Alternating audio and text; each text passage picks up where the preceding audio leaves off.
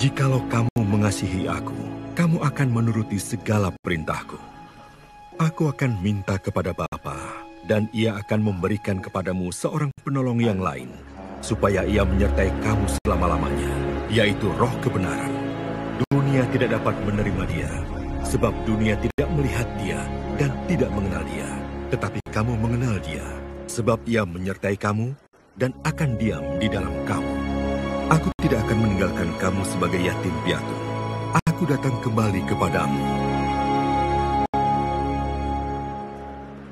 Tinggal sesaat lagi dan dunia tidak akan melihat aku lagi. Tetapi kamu melihat aku. Sebab aku hidup dan kamu pun akan hidup. Pada waktu itulah kamu akan tahu bahwa aku di dalam Bapa-Ku dan kamu di dalam aku dan aku di dalam kamu. Barang siapa memegang perintahku dan melakukannya, dialah yang mengasihi aku. Dan barang siapa mengasihi aku, ia akan dikasihi oleh Bapa-Ku, dan aku pun akan mengasihi dia dan akan menyatakan diriku kepadanya. Saudara-saudari terkasih dalam Kristus Yesus, kalau kita ingin meringkaskan Injil yang tadi kita dengar, saya rasa kita bisa memakai peribahasa Indonesia untuk meringkaskannya, yakni, walaupun jauh di mata, namun dekat di hati.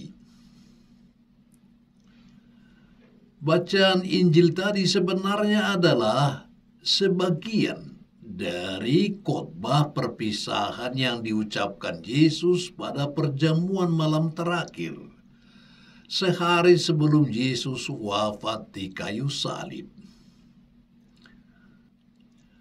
Pada malam itu, Yesus menerangkan bahwa Dia melalui sengsara dan kebangkitannya akan menanggalkan hidupnya sebagai manusia dan mulai suatu hidup yang baru, yang penuh kemuliaan.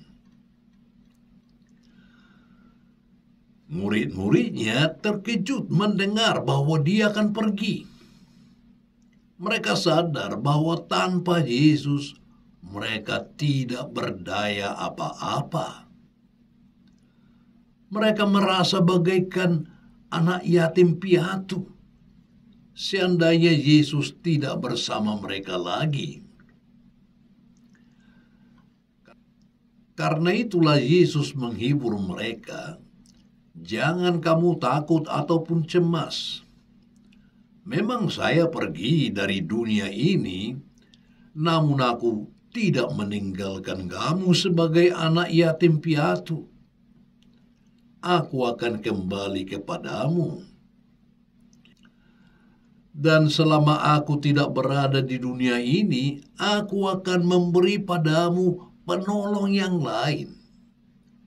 Aku akan memberikan kepadamu Rohku sendiri, semangatku sendiri. Roh itu akan selalu mendampingi kamu. Roh itu akan tinggal bersama kamu dan hidup dalam dirimu. Aku akan tetap bersatu dengan kamu, dan kamu bersatu dengan aku. Walaupun jauh di mata, namun tetap dekat di hati." Yesus sadar bahwa Roh Kudus itu sangat kita butuhkan, sehingga tanpa Roh itu kita memang tidak akan sanggup berbuat apa-apa sebagai pengikutnya. Saudara-saudariku, kitab Injil penuh dengan bukti-bukti yang menunjukkan betapa Roh Kudus itu sangat besar peranannya. Yesus sendiri ternyata tidak pernah lepas dari Roh Kudus, dan tak bisa kita membayangkan Kristus lepas dari Roh Kudus. Dalam Perjanjian Lama, Roh Kuduslah yang mempersiapkan kedatangan Yesus ke dunia, yaitu melalui para nabi. Roh Kuduslah yang menaungi Maria, sehingga dia melahirkan Yesus. Roh Kudus itu juga yang turun ke atas Yesus waktu dia dipermandikan di Sungai Yordan. Kemudian roh itu juga yang mendorong Yesus untuk mempersiapkan tugasnya dengan puasa dan doa di padang gurun.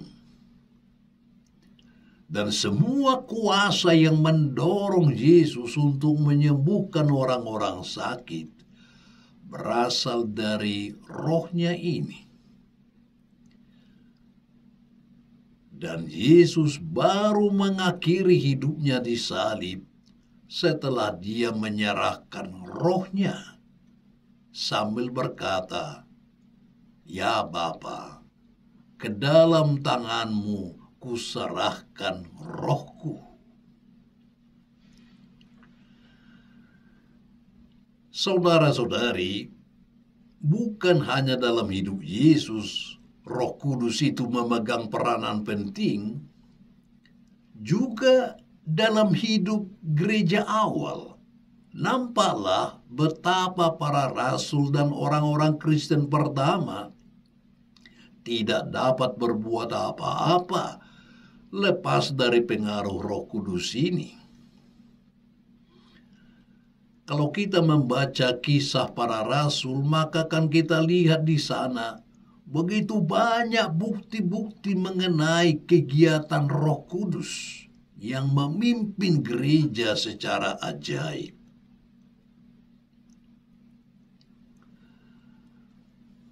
Saudara-saudari, itu bukan hanya terjadi dulu, tapi terus berlangsung sampai sekarang ini. Tanpa Roh Kudus, gereja kita tidak akan mengalami perkembangan besar seperti sekarang ini di seluruh dunia. Di mana-mana memang ada kesulitan, ada kesusahan, dan ada hambatan yang melawan gereja kita. Tapi berkat pertolongan Roh Kudus, kemajuan gereja terus saja berlangsung sampai hari ini. Saudara-saudariku yang terkasih, Roh Kudus itu bukan hanya penolong dan pembimbing bagi gereja keseluruhan.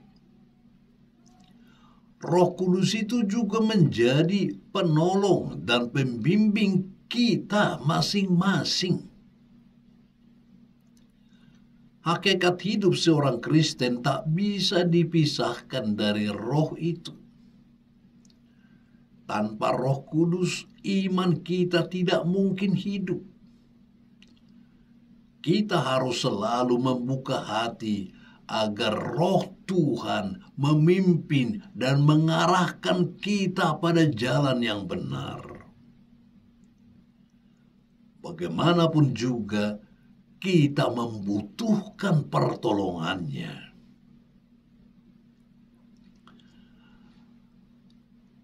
Memang, saudara-saudari, manusia modern sekarang ini semakin lama semakin sedikit membutuhkan pertolongan.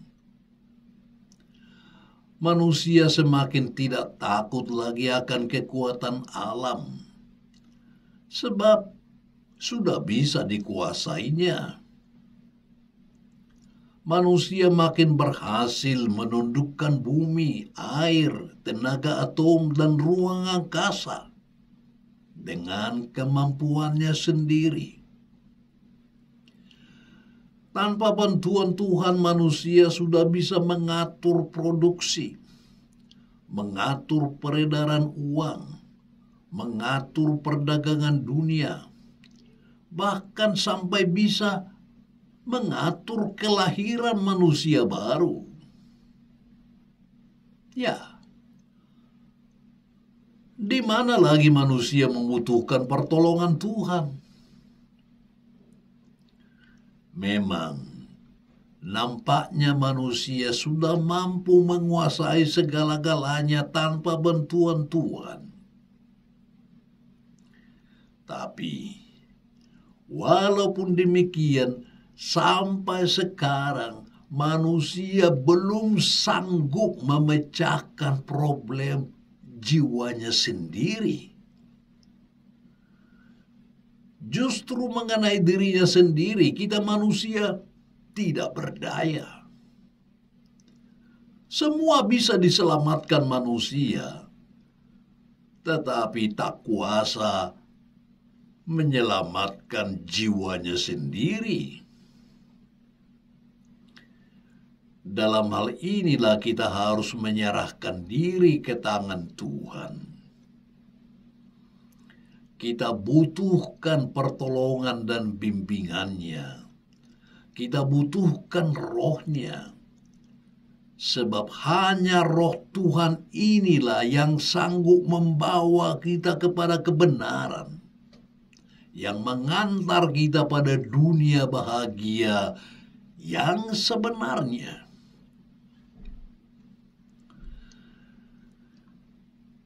Saudara-saudariku yang terkasih, hari Kamis yang akan datang, kita akan memperingati dan merayakan bahwa Yesus naik ke surga. Ia pulang kepada Bapanya, tetapi Dia akan memberikan kita penolong yang lain, yang tetap mendampingi kita. Itulah rohnya sendiri, Roh Kudus. Marilah kita menyadari kembali bahwa Yesus selalu ada bersama kita melalui rohnya. Dalam perayaan Ekaristi, kita dapat mengalami dan menghayati bahwa walaupun Yesus jauh di mata, namun Dia tetap dekat di hati melalui rohnya. God bless you.